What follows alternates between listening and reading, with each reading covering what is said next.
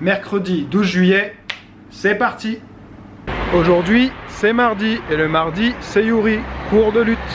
Donc je suis content. En général je prends mon café plutôt en fin de matinée, mais là pour la lutte je le prends avant, donc j'ai pris un bon mug de café noir histoire d'avoir la patate.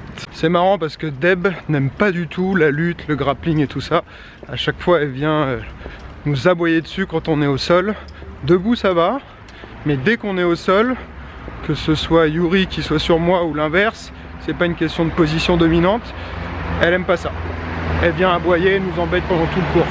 Mais elle est mignonne quand même. T'as vu un copain?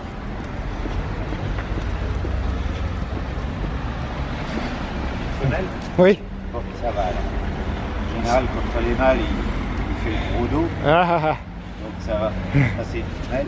C'est quoi comme race? Alors, si je vous dis que c'est un croisement entre un staff et un Jack Russell. Ah ouais, c'est ça. J'arrivais pas à la posture un peu à l'arrière-train. Et ça c'est un... C'est un Staffy. C'est un Staffy, ouais, c'est bien ce que je pensais. Ah, parce que j'ai un pote, il a eu une chienne où il a eu trois petits comme ça. Oh mais oui, t'es belle, dis donc. T'es une belle femme, t'es une belle fille. Et j'ai un pote, il a un staff qui fait bien 40 kilos, qui est bien en muscle. Et il est adorable, mais quand il te saute dessus pour faire un bisou, il te renverse. Ouais, on en a un dans notre immeuble. On en a un dans l'immeuble aussi qui est bien costaud. Ouais, il faut les faire bouger. Attends Deb, attends, stop. Elle a la patate en permanence. Bah oui, tu vois ça. Oui. Bon bah bonne journée. Allez, merci, au revoir.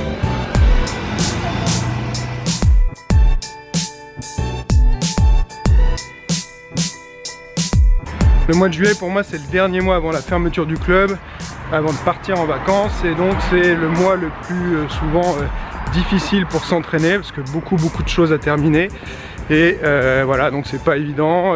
J'essaie de maintenir un minimum d'entraînement, surtout des étirements aussi pour me sentir bien, parce que je passe beaucoup de temps assis à l'ordinateur.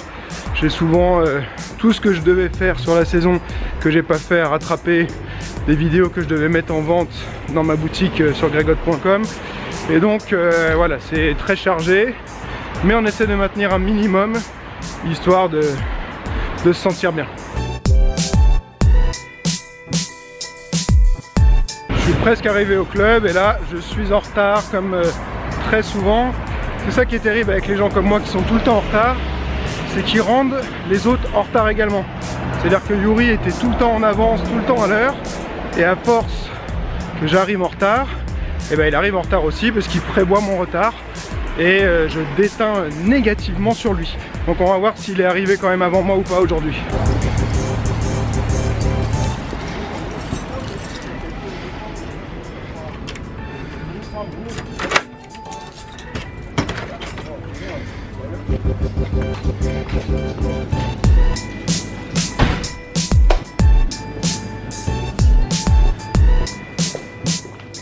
J'ai pas l'impression qu'il soit arrivé.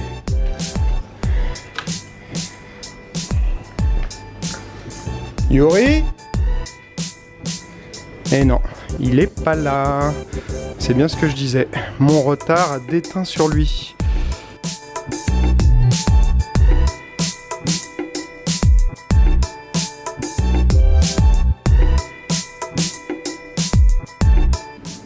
Yes Yuri, j'ai complètement zappé. Ah ouais, j'ai complètement oublié, ouais. Ah bah je me rappelle plus. Bon bah la semaine prochaine alors. Ouais, allez, ciao. Bon, bah j'ai complètement zappé, il m'avait dit en fait qu'il pourrait pas être là ce mardi. Donc ce sera mardi prochain, j'ai tellement de trucs à faire que c'est pas grave. Je vais aller faire un peu de gymnastique et puis me remettre au boulot. Hier je me suis fait une séance d'étirement sur le bas du corps. Donc là je vais commencer plutôt sur une séance d'étirement haut du corps, notamment mes épaules qu'on a bien besoin.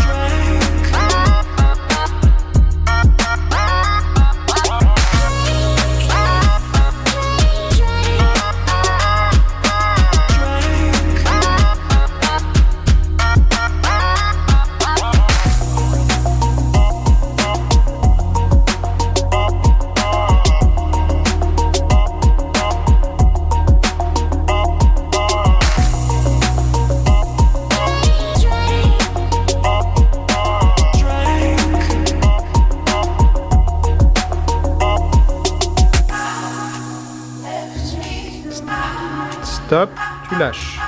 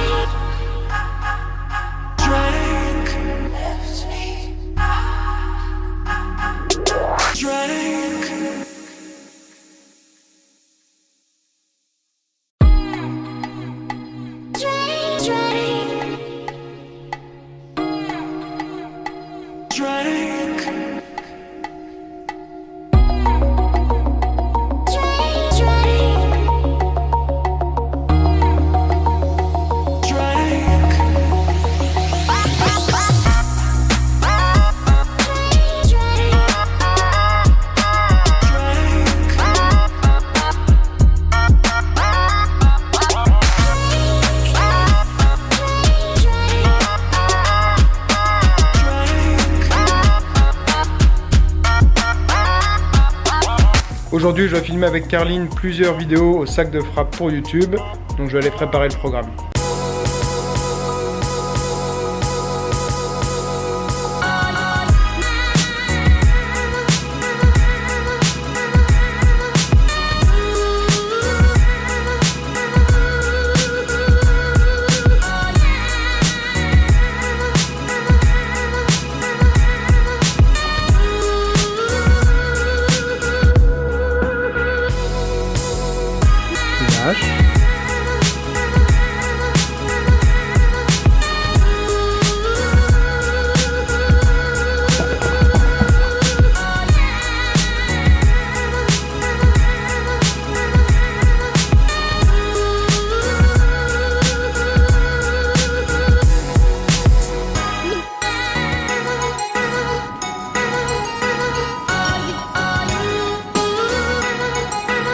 Prêt à filmer avec mon super micro.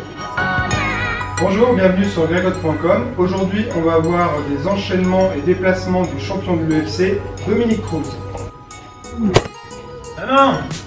Normalement ça tient, il faut bien le fixer. Là, c'est moi, je pense qu'il avait mal fixé.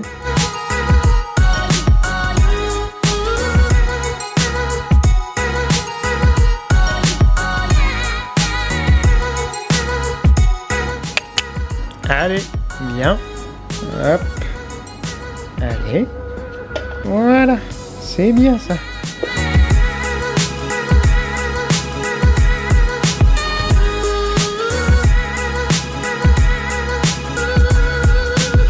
Voilà, la vidéo sac de frappe est filmée. J'ai fait un thème sur les déplacements et les enchaînements utilisés par Dominick Cruz, le champion de l'UFC. J'espère que ça va plaire. Moi, j'aime beaucoup ce type de déplacement.